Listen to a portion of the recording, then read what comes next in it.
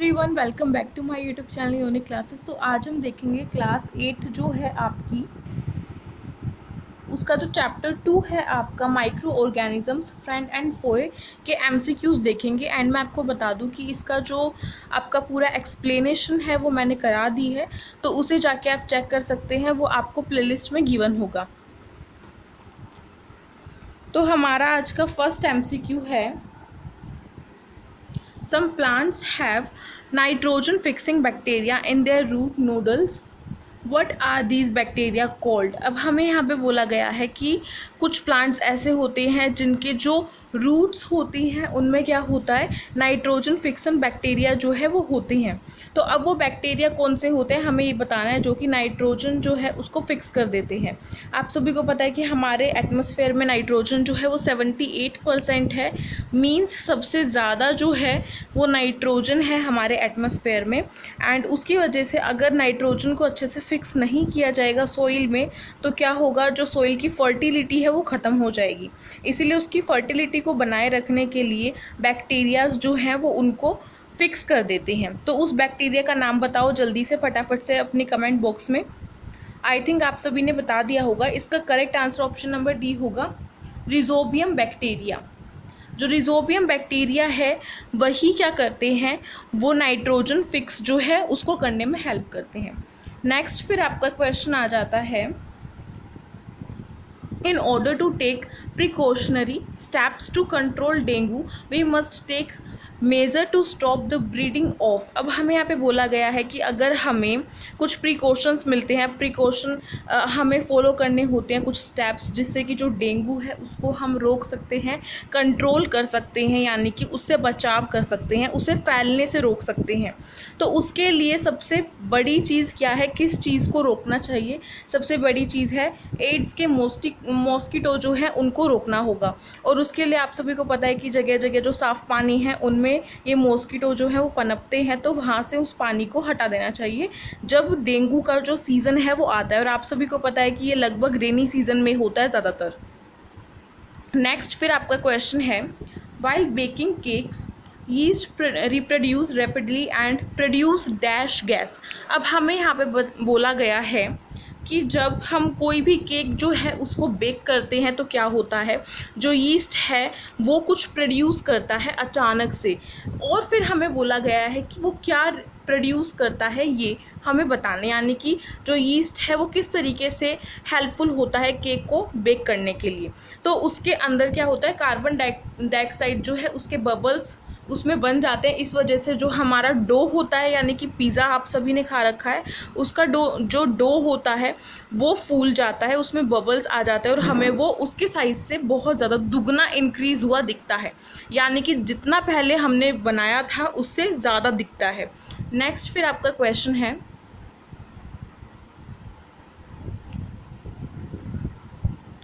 And infections disease dash. अब हमें यहाँ पे बोला गया है कि इनमें से कौन सी जो है एक इन्फेक्शन वाली डिजीज़ है, हमें ये बताना है। तो फर्स्ट हमारा ऑप्शन है कोज्ड बाय बैक्टीरिया, सेकंड है spread from person to person, third है spread from animal to animal, fourth है caused only by viruses.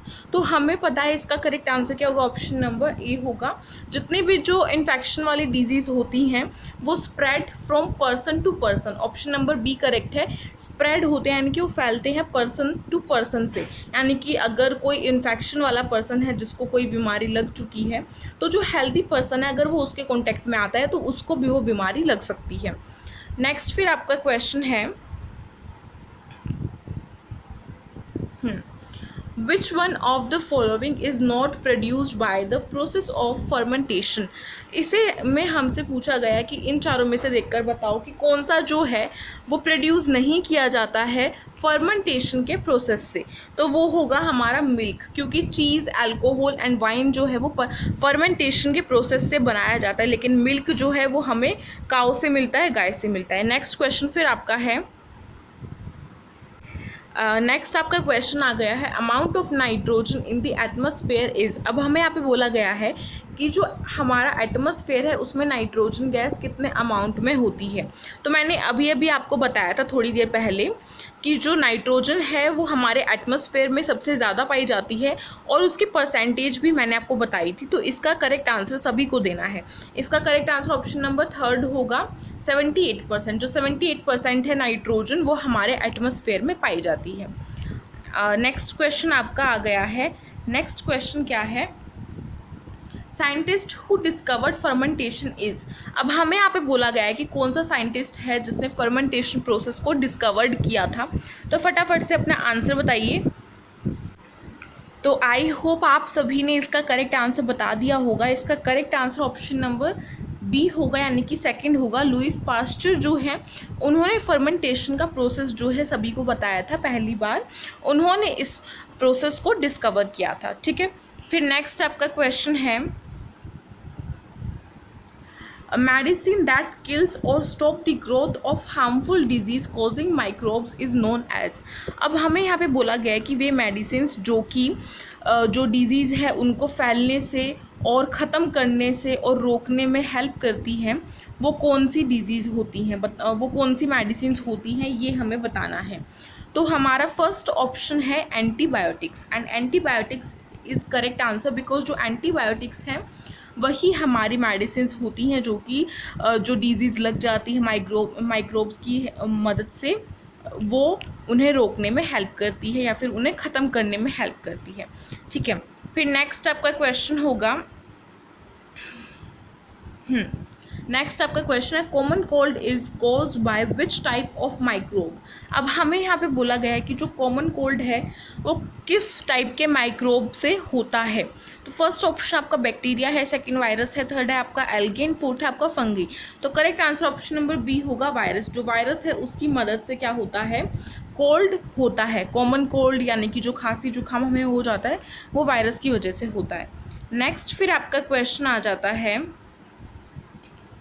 there are some characteristics of tuberculosis patient who the incorrect one। अब हमें यहाँ पे बोला गया है कि ये कुछ टीबी के मरीज़ के क्या हैं, कुछ कैरेक्टरिस्टिक्स हैं, तो इसमें से कौन सा इनकरेक्ट है हमें ये बताना है। TB is infection airborne disease. Second है, we should avoid standing when the any person कफ।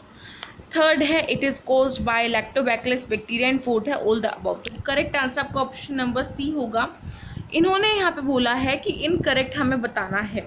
तो जो टीबी है वो लैक्टोबैसिलस बैक्टीरिया की उससे नहीं लगती है, इसीलिए ऑप्शन नंबर सी आपका करेक्ट है। नेक्स्ट फिर आपका क्वेश्चन आ जाता है, which disease is caused by a bacteria. हमें यहाँ पे बोला गया है इनमें से कौन सी डिजीज़ जो है वो बैक्टीरिया की वजह से होती है।